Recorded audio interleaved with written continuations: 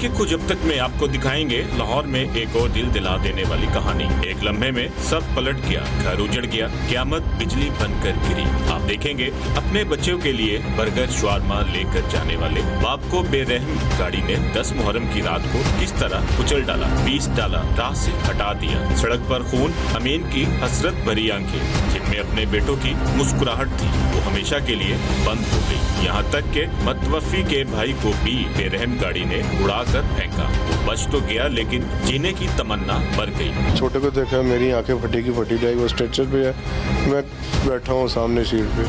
मैंने फिर उसको देखा, मैं उसके पाँव को मसाज कर रहा हूँ, पाँव ठंडे हो गए। मैं ना वो छाती को दबा रहा हूँ। मैं जब उसके पीछे सर के हाथ रखा है तो उसका तो पीछे सारा सर फटा हुआ था। हम आपको दिखाएंगे कि इस बेरहम और मौत की काली गाड़ी की जब खोज लगाई तो मालूम हुआ इसे कोई बदमाश नहीं बल्कि एक छोटा बच्चा चला रहा था जिसको गाड़ी की स्टीयरिंग के अलावा कुछ नहीं दिखाई दिया। 14 साला आशिफ गाड़ी को यूं चला रहा था जैसे वो नीड फॉर स्पीड गेम खेल रहा हो। हर चीज को उड़ाते जा रहा था। हादसे के बाद वो कहता है ये गाड़ी मेरी नहीं बल्कि मेरे मामू की है। हम आपको सुनाएंगे मकतूल के अहले खाना का दर्द, चीखों, पुकार और पुलिस पर मुलविस होने के इल्जामात। जख्मी और दिल बर्दाश्ता बड़े भाई ने अपने छोटे भाई को मौत की नींद सोते हुए कैसे देखा। एम्बुलेंस में छोटे भाई के साथ क्या हुआ, फरीद ने खोज अब तक को सब बता दिया। बच्चे को चाबी दी है गाड़ी की कि भाई आप जाओ, और उसने कहा है कि मैं ये गाड़ी मुझसे हिट हो जाएगी। उसने कहा कोई बात नहीं, देखी जाएगी, हिट हो जाएगी। पुलिस अब तक मामू और मां को पकड़ क्यों नहीं पा रही, नानी कहां फरार हुई, बच्चे के साथ अब क्या होने जा रहा है, पुलिस क्या बड़ा एक्शन करने जा रही है जिसे याद रखा जाएगा। एसपी सिटी ऑपरेशन ने खोज अब तक के सामने सारा प्लान रख दिया। गाड़ी की कीज जो है वो इजीली एक्सेसिबल क्यों थी उस बच्चे को? गाड़ी वहाँ पे पार्क थी, एक पार्किंग स्टैंड वहाँ बना हुआ है, उसके अंदर पार्क थी गाड़ी। संडे का दिन है, खुर्रम एजाज से पता किया जब, बल्कि उसने खुद ही 15 पे जब कॉल की और उसने ये सारी डिटेल्स पुलिस को बताई कॉल पे, और फिर पुलिस ने जब उससे दोबारा रब्ता किया तो उसने बताया कि मैं तो घर पे था ही नहीं, संडे था, छुट्टी का दिन था। हम आपको दिखाएंगे कहानी में बड़ा ट्विस्ट, एक ऐसा सनसनीखेज मोड़ जो आपके होश उड़ा देगा। 14 साला लड़का जिसको मामू कहता था वो दरअसल इसकी वालदा का भाई नहीं तो क्या लगता था। बच्चे के बार बार मना करने पर भी इसको जबरदस्ती गाड़ी देकर क्यों भेजा गया। खोज ने सब कुछ बेनकाब कर दिया। खोज अब तक के साथ मैं हूँ शोएब भट्टी। आज हम खोज लगाएंगे जुर्म की कैसी कहानी का जिसमें कम उम्र ड्राइवर ने एक खानदान के 2 अफराद समेत 4 अफराद को कुचल दिया। नतीजे में एक शख्स जान बहक जबकि 3 अफराद इस वाक़े के अंदर शदीद जख्मी है। हम ये भी खोज लगाएंगे कि इस वाक़े के अंदर दीगर कितने मुल्ज़मान हैं। नाज़रीन, इस हादसे में जान बहक होने वाले मतवफ़ी अमीन के भाई हमारे साथ मौजूद हैं। इनसे पूछते हैं वाक़या क्या था और उस दिन एग्जैक्टली क्या इसमें चीज़ हुई थी। अस्सलाम वालेकुम जी। ये क्या वाक़या था जिस दिन एक कमसन ड्राइवर ने आपके भाई को इसमें हादसा का शिकार हुआ और आपके भाई को इसमें कुचल दिया? एग्जैक्टली क्या टाइम था, क्या इसमें वाक़या इंसिडेंट क्या था? ये संडे की रात है, 10वां मुहर्रम। 10 बजे से पहले इसके करीब 3 घर से निकले हैं दोनों भाई बर्गर खाने के लिए, शवारमा खाने के लिए। तो 15-20 मिनट तक मुझे कॉल आ जाती है मेरे छोटे भाई गुलाम फरीद की जो इस हादसे में ज़ख्मी हुआ है कि ये हमारा एक्सीडेंट हुआ है, आप आ जाए। मैं घर से जूता पहना और पैदल भागा हूँ संगीत सैनमे की तरफ। रास्ते में फिर उसकी कॉल आती है कि अमीन इस वक्त होश नहीं कर रहा, आप जल्दी पहुँचे। मैं अपनी स्पीड पे था, मुझे समझ नहीं आ रही थी कि मैं किसी मोहल्ले वाले को ले लेता, बाइक पकड़ लेता या क्या पकड़ लेता। तो पहुँचने में पता चला जी इनको रेस्क्यू वाले लेके चले गए हैं हॉस्पिटल। वहाँ से मैंने रिक्शा करवाया और रिक्शे पे मैं हॉस्पिटल पहुँचा, लेकिन मेरे पहुँचने तक ये रेस्क्यू वाले अभी तक नहीं आए थे। जब रेस्क्यू वाले आए हैं तो गुलाम फरीद को मैंने ज़ख्मों की ताब में देखा है और जो मेरा छोटा भाई था वो होश में नहीं था। मैंने उसको चेक किया है, पेट पे हाथ लगा के, गर्दन पे लगा कर, लेकिन उसकी नब्ज़ नहीं बोल रही थी। खैर चूँकि हॉस्पिटल में थे तो डॉक्टर्स ने अपने मामलात को देखते हुए उसकी ECG की है तो उसको डेड करार दिया है। उसके 2 ग्लव्स तक तो मैं तो शौक में रहा हूँ, मुझे किसी चीज़ का पता नहीं था कि मेरे भाई के साथ ये ऐसा हो सकता है। तो रही बात सिस्टम की, तो सिस्टम से इतने खफा हैं कि हमारा भाई जो लख्त जिगर था वो दुनिया फ़ानी से कूच कर गया। एक भाई ज़ख्मों की हालत में है, कोई ऐसी जगह नहीं है, 2 दांत उसके टूटे हैं, स्टिचेस हैं। अभी तक पुलिस की तरफ से उसका कोई मेडिकल नहीं करवाया गया। मेरे भाई की बॉडी को पूरा एक दिन जो ASI जो सस्पेंड हुआ है उसकी गफलत की वजह से सर्द खाने में पड़ी रही है। कोई पुरसैना हाल नहीं था। तंग आकर हमने रोड को ब्लॉक किया, पुलिस वालों से बात की। तो ASI जाएगा तो वहाँ से पोस्टमार्टम होगा। ASI साहब जाते हैं यहाँ से 3:30 बजे और हमें बॉडी घर 7:30 बजे पहुँचती है। इतवार को 10:30-11 बजे करीब एक्सपायरी हुई है और अगले दिन पीर वाले दिन हमें कोई 7-7:15 बजे एम्बुलेंस के ज़रिए हमारी बॉडी घर भेजी जाती है। ऑपरेशन ने स्टेटमेंट दी है कि वो बच्चा चोरी की गाड़ी लेकर निकला है। अगर चोरी की गाड़ी लेकर निकला है तो अभी तक उस बच्चे के ऊपर चोरी का मुकदमा क्यों नहीं दर्ज हुआ? अगर वो किराएदार है तो किरायानामा अभी तक हमारे सामने क्यों नहीं पेश किया गया? ये सारी चीज़ें इनको सोचनी चाहिए कि स्टेटमेंट देने से पहले ये सोचना चाहिए था इनको कि हम स्टेटमेंट क्या दे रहे हैं। ये गलत मन गढ़ स्टेटमेंट दे दी है। और एसपी साहब बजाय कि हमारी दादरसी के लिए आते, वो मैनेजमेंट का कोई बंदा हमारे पास आता, वो पुलिस वाला बंदा हमारे लिए कोई फातह खानी के लिए आता, उल्टा हमें ये आज इन्वेस्टिगेशन साजिद साहब हैं उनके पास गए हैं तो ये कहते हैं कि आपका वकूआ होने से पहले गाड़ी चोरी की हमारे पास कॉल आ चुकी थी। जबकि वकास SHO ने अपना मोबाइल मुझे खुद दिखाया है कि भाई पहले आपका फैटल एक्सीडेंट हुआ है, उसके 11, 11:30, 12 बजे के बाद मुझे गाड़ी चोरी की 15 पे कॉल आई है। यानी कि इस वाक़े के जब ये इंसिडेंट कर दिया उस कम उम्र ड्राइवर ने, उसके आधे घंटे बाद ये पुलिस को इतला एक लहदा दी गई कि ये कार चोरी हो चुकी है। ये इसको एक डिफेंड करने के लिए ये कार्रवाई की गई। ये ऐसे ही है, ये प्लांट किया गया हमारे लिए, क्योंकि मुझे ये पता चला है कि वो जो पार्टी है वो बड़ी असर रसूख वाली है। हर चीज़ के ऊपर उन्होंने काबू पा लिया है, पुलिस वालों के ऊपर काबू पा लिया है, इवन देन के हॉस्पिटल में काबू पा लिया, वो ASI के ऊपर काबू पा लिया जिसने हमें सुबह 7 बजे का टाइम दिया था और 5 बजे वो यहाँ से निकला पोस्टमार्टम करवाने के लिए। हर चीज़ के ऊपर उन्होंने काबू पा लिया और हम इस वक्त बेबस हैं, हर अदारे से बेबस हैं।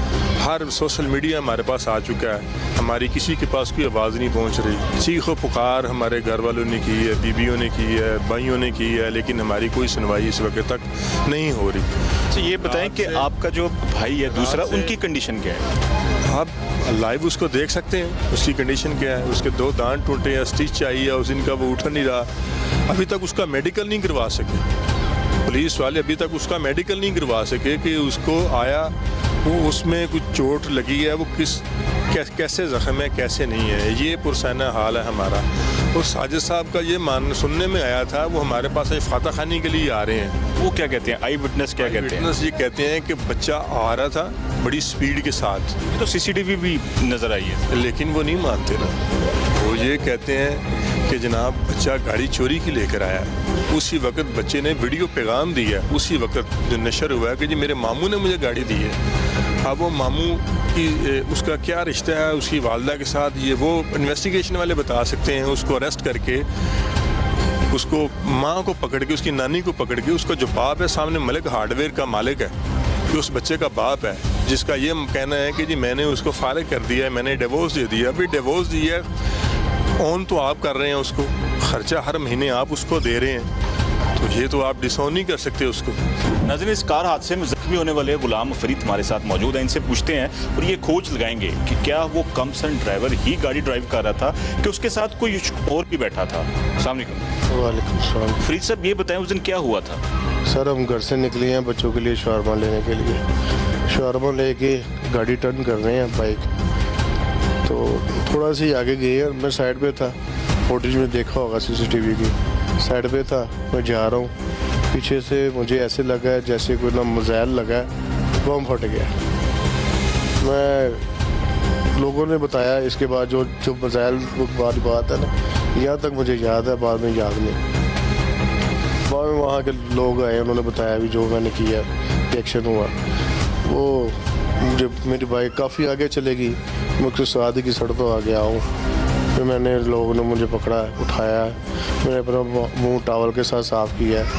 लोगों ने बताया तेरा भाई जो है वो जो बैठा था पीछे नीचे गाड़ी के आ गया और ये बच्चा है, इसने वो दिया। मैं साथ लग के उनको गाड़ी से बाहर निकाला पिछले व्हीलों से, वो गाड़ी जो है ना वो खंबे के साथ लगी हुई है। तारों के ऊपर चढ़ी है। छोटे भाई को निकाला है, तो उसके बाद जो उसको पंप कर रहा हूँ। लोग बता रहे हैं, मुझे नहीं याद, मुझे अभी तक नहीं याद वो लम्हा कि वो क्या हुआ था क्या नहीं हुआ था, कि मैं उसको पंप कर रहा हूँ, मसाज कर रहा हूँ, वो नहीं उठ रहा। उसी देर में गाड़ी आती है, किसी मोहल्लेदार ने फ़ोन कर दिया था पहले ही कि आपके भाई के साथ हादसा हो गया। 11 बजे की गाड़ी में बैठा हूँ, फिर वो आदमी ने मुझे फ़ोन पकड़ाया, लड़के ने, दोस्त ने। उसने कहा ये घर से फ़ोन आया, बताओ। फिर मुझे थोड़ी सी होश आई है। मैं पूछा, मैं क्या हुआ? ने कहा ਤੁਹਾਡਾ एक्सीडेंट हो गया। एक्सीडेंट हो गया? अच्छा। मैं छोटे को देखा, मेरी आंखें फटी की फटी जाएगी, वो स्ट्रेचर पे है, मैं बैठा हूँ सामने सीट पे। मैंने फिर उसको देखा, मैं उसके पाँव को मसाज कर रहा हूँ, पाँव ठंडे हो गए। मैं ना वो छाती को दबा रहा हूँ। मैं जब उसके पीछे सर के हाथ रखा है तो उसका तो पीछे सारा सर फटा हुआ था, मेरे खून के साथ हाथ भर के वैसे था जैसे दिमाग मेरे हाथ में आ गया उसका। तो फिर हॉस्पिटल पहुँचे हैं, उन्होंने मुझे एक इंजेक्शन लगाया है, या एक यहाँ भी पट्टी की है होंठ पे। कोई ट्रीटमेंट नहीं किया उन्होंने मेरा अच्छी तरह से, एक इंजेक्शन लगा के, पता नहीं कौन सा इंजेक्शन लगाया कौन सा नहीं लगाया। मैं घर पहुँचा हूँ, मुझे घर ले आए हैं। मुझे तो अगले दिन 2 बजे जाके होश आया। मुझे पता चला जी मेरा भाई जो है, मेरी जान, मेरा छोटा भाई, वो इस दुनिया फानी से चला जा चुका है। फिर से बड़ी एक ये दर्दनाक चीज़ है, लेकिन आप ये बताइएगा कि आपने अपनी आंखों से देखा उस कमसन बच्चे को जो गाड़ी ड्राइव कर रहा था? मैंने उसको देखा है जब मैं 11 बजे की गाड़ी पे बैठा हूँ ना, फिर मैंने देखा, उन्होंने बताया कि ये जो है ना वो कुछ हमाम था, वो कोई सलून था, उसके अंदर उसको खड़ा किया था, तब मैंने उसकी झलक देखी है। वो मुझे उसकी झलक याद है, मैं उसको कभी सारी ज़िंदगी नहीं भूल सकता। अच्छा, इस बच्चे के साथ कोई और भी ड्राइवर था कि ये अकेला ही गाड़ी ड्राइव कर रहा था? ये अकेला ही ड्राइवर, गाड़ी में से ये अकेला ही निकला, और कोई नहीं निकला इसके साथ। और जो तिब्बी इमदाद के लिए रेस्क्यू 1122 कितने टाइम में आई और पुलिस ने क्या आपके साथ ताउन किया? सर मुझे कंफर्म ही नहीं है, वो मेरी ज़िंदगी का जो लम्हा था, आधा घंटा या था या पौना घंटा था, वो मुझे याद ही नहीं है। अब बता रहा हूँ कि मुझे इतनी ज़ोर से उसने हिट किया है, मुझे तो बाद में पता चला है जब वो गाड़ी देखी है ना मैंने, कि ये गाड़ी ने हिट किया। मुझे ये था कि बम फट गया, कोई मिसाइल ने मुझे मारा है, जो मैं इतनी फोर्स से जो है ना वो आगे चला गया हूँ। मेरा अपनी आंखों के आगे अंधेरा, मुझे पता ही नहीं है। सर वज़ीर आला पंजाब से मेरी अपील है, मुझे इंसाफ दिलाया जाए, जनाब CTO साहब से, जनाब DIG साहब से मुझे इंसाफ दिलाया जाए। मेरे भाई की मौत ज़ाया ना जाए, जो मौत नहीं है वो हादसाती मौत नहीं है, वो कत्ल किया उसने, जो कि एक कमसिन बच्चे को गाड़ी दी है। लोग कह रहे हैं जी वो चोरी करके ले आया, उठा के ले आया, वो 1.25 करोड़ की गाड़ी है, वो कैसे लेके आ सकता है? ठीक है, वो कहते हैं जी मुझे पता चला वो किराएदार थे, वो फलाने थे, वो ढिमकाने थे। अगर वो आपके किराएदार थे, आपका रास्ता था, आपका काम बनता है कि आप अपना पोर्शन बंद रखें। अगर पोर्शन बंद नहीं रखा तो कम से कम अपनी कार की चाबी उसको तो संभाल के रखे। मैं तो अपनी बाइक ना दूँ किसी को, ये गाड़ी की चाबी कैसे वो ओपन छोड़ के चला गया। आप मेरी जनाब से अपील है, जितने भी कानूनदान हैं, मुझे इंसाफ दिलाया जाए, और मुझे कुछ नहीं चाहिए, ताकि ये आने वाले वक्त में किसी और माँ का लाल जो इस दुनिया फानी से ना जाए। 3 साल पहले हमने अपने भाई की शादी की है, एक छोटी सी बच्ची, उसकी 1 साल 1 माह। अब उसका क्या कसूर है? सबको सारा कुछ मिल गया, मेरा ना मेरी माँ को मेरा बेटा मिला, ना हमारा भाई मिला, ना बच्ची का बाप मिला, ना उसकी बीवी का मियाँ मिला। बस आपकी मेहरबानी, हमें इंसाफ दिलाया जाए।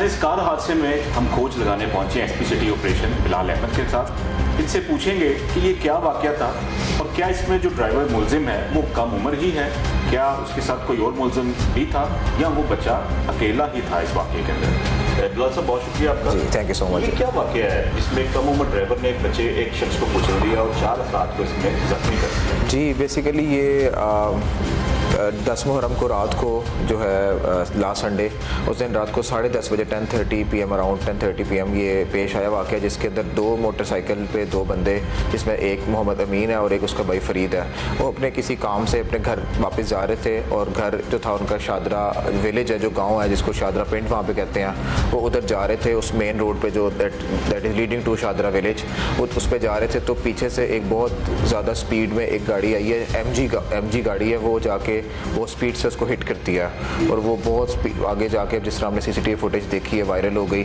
उसमें वो चलते चले जाते हैं, फिर आगे वो उसको घसीटता है और फिर वो 2-3 और बाइक्स को भी हिट करता है वो वाली गाड़ी, और फिर एक जाके पोल में जाके जब वहाँ पे वो हिट करती है तो फिर वो रुक जाती है गाड़ी।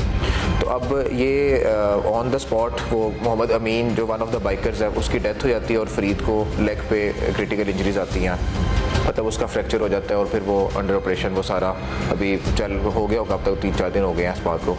तो बाद में फिर चेक किया गया तो वो जो ड्राइवर था वो एक अंडर एज 13 से 14 ईयर उसकी एज है, उसका नाम हाशिर है और उसकी इतनी हाइट भी नहीं है कि उसको सीट पे बैठ के, ड्राइविंग सीट पे बैठ के उसको फ्रंट से स्क्रीन सारी ओवरऑल पूरा एक रोड का व्यू नज़र आए और वो सही तरह कर सके, लेकिन वो अब गाड़ी चला रहे और इतनी स्पीड पे चला रहे, मोस्ट प्रॉब्ली उसकी स्पीड आई थिंक 120 के करीब होगी उस टाइम, जो कि नॉर्मली मोटरवेज पे और हाईवेज पे होती है।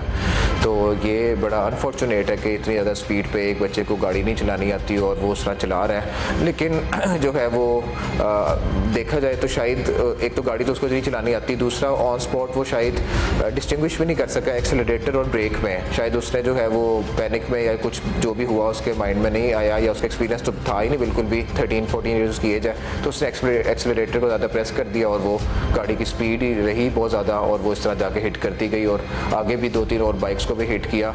उसमें बंदे नीचे नहीं आए गाड़ी के, लेकिन वो गिरे मोटरसाइकिल से, उनको कुछ ना कुछ इंजरीज वगैरह आई, लेकिन एक की तो ऑन स्पॉट डेथ होगी और एक को क्रिटिकल इंजरीज हैं, लेकिन वो सेफ है, उसका फ्रैक्चर हुआ है। अच्छा बिलाल साहब ये बताइएगा, क्योंकि ऑपरेशन पुलिस ने मौका पर ही मुलजिम को अरेस्ट कर लिया, आइडेंटिफाई कर लिया, ये भी पता चला कि मुलजिम मौका पर ही अपने बयान तब्दील करता था। दूसरी बात ये कि क्या मुलजिम को जुवेनाइल सेक्शन में भेजा जाएगा और इसके खिलाफ कानूनी कार्रवाई क्या होगी? वहाँ पे हमारी पेट्रोलिंग रहती है ज़्यादा, क्योंकि वो क्राइम के हवाले से हम वहाँ पे पेट्रोलिंग अपनी रखते हैं, तो मोबाइल वहाँ पे करीब ही थी, तो 2-3 मिनट्स में ही पुलिस ने रिस्पॉन्ड कर दिया वहाँ पे और जाके फ़ौरन जो है ना हाशिर को अरेस्ट कर लिया। तो वो एक काम अच्छा हुआ कि मौके पे वो फ़रार नहीं हुआ, उस तरह की चीज़ें, अरेस्ट मौके पे हो गया।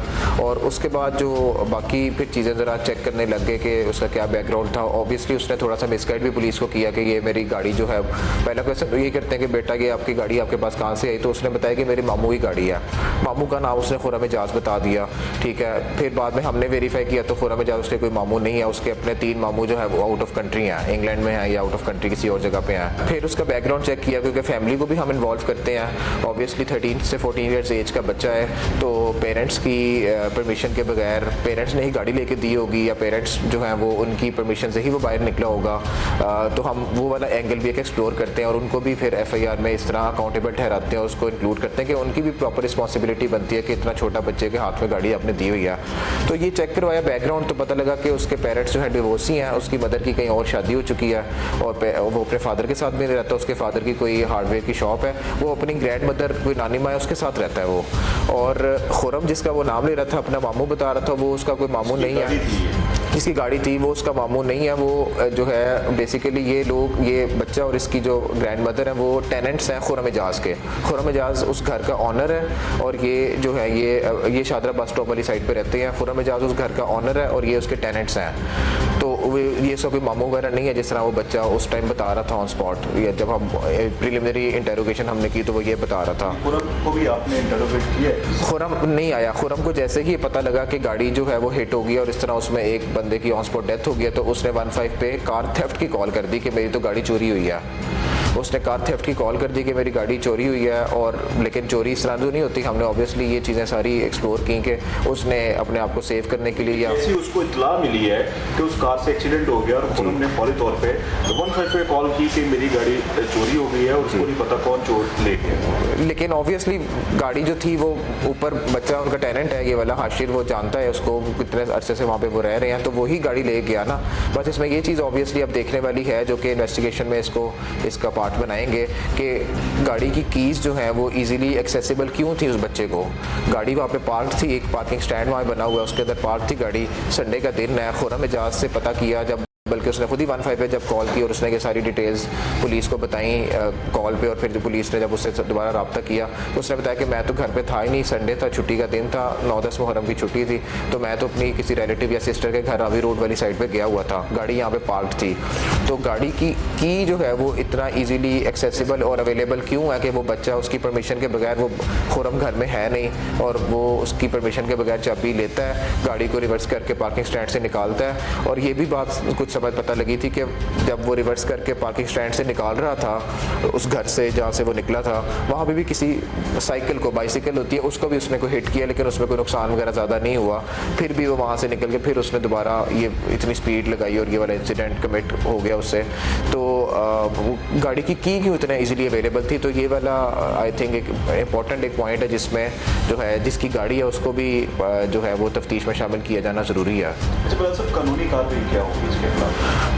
उसमें ऑब्वियसली ऑन स्पॉट हमने फिर एप्लीकेशन ली, जिसकी डेथ हुई थी उसके वो साथ से उसके आई थिंक बड़ा भाई है या छोटा भाई, उससे एप्लीकेशन ली और उस पर हमने 322 जो एक्सीडेंट की फेटल एक्सीडेंटल डेथ होती है और वो जो ड्राइवर जिसका लाइसेंस नहीं होता उसकी 322 का सेक्शन और साथ 337G जो कि ज़ख्मी हुए, इंजर्ड हुए, उनका सेक्शन, और साथ 427 जिसमें नुकसान हुआ आगे पीछे बाइक्स का, पोल का, किसी गाड़ी का जो भी नुकसान हुआ। तो ये 3 सेक्शंस के साथ हमने एफआईआर की है। आगे अब कोर्ट्स पे डिपेंड करता है कि वो इसको किस तरह लीनेंट व्यू लेते हैं कि बच्चा अंडर एज है, लेकिन मोस्ट प्रॉब्ली लीनेंट व्यू तो नहीं लेना चाहिए, बनता तो नहीं है कि डेथ हो गई है किसी का, जो है वो गरीब लोग हैं, जो मकतूल है, जो मर गया, जिसकी डेथ हो गई है।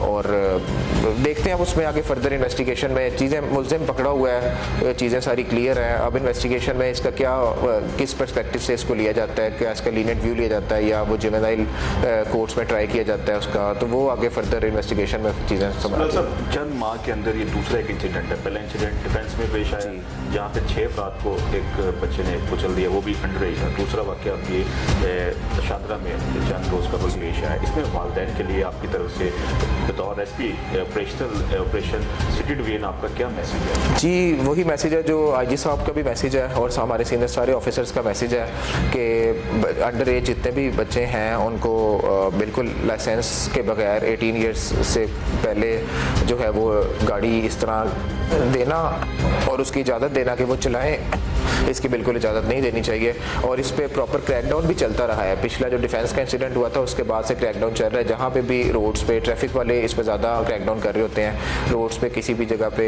नज़र आते हैं कि अंडर एज है, हाइट कम है, एज थोड़ी है, 15, 16, 17 ईयर्स तक की एज है, तो उसमें जो है वो एक्सपीरियंस बिल्कुल नहीं होता और वो उस तरह जिस तरह की हमारी रोड्स हैं और इसमें जितना रिस्पॉन्सिबली जो है आपको ड्राइविंग करनी पड़ती है वो उस तरह नहीं कर सकते, तो उनके खिलाफ क्रैकडाउन चलता है, एफआईआर्स भी होती हैं, चलान भी होते हैं, वो सारा कुछ एक चल रहा है। लेकिन फिर भी इंसिडेंट एक हो गया है तो इस पर मज़ीद इस पर एफर्ट होगी, पुलिस की तरफ से भी इस पर वर्किंग जारी है और जहाँ जहाँ भी इस तरह के हमें ड्राइवर्स नज़र आएंगे गाड़ियाँ चलाते हुए रोड्स पे तो हम इंशाल्लाह प्रॉपर स्ट्रिक्ट क्रैकडाउन करेंगे। को जब तक के मुताबिक सिग्नल फ्री रोड, बैक रफ्तार गाड़ियाँ, जिग चेक करती मोटरसाइकिल और कम उम्र ड्राइवर की बेसब्री ट्रैफिक हादसा का सबब बन रही है। हुकूमत पंजाब को चाहिए कि जहाँ पे ग्रीन लाइन जैसे मंसूबे शुरू किए गए हैं वहीं पे कम उम्र ड्राइवर की हौसला शिकनी करना भी ज़रूरी है ताकि किसी माँ की और गोद ना उजड़ जाए। शोएब भट्टी और को जब तक टीम को इजाज़त दीजिए, फिर मिलेंगे नई कहानी और नए खोज के साथ।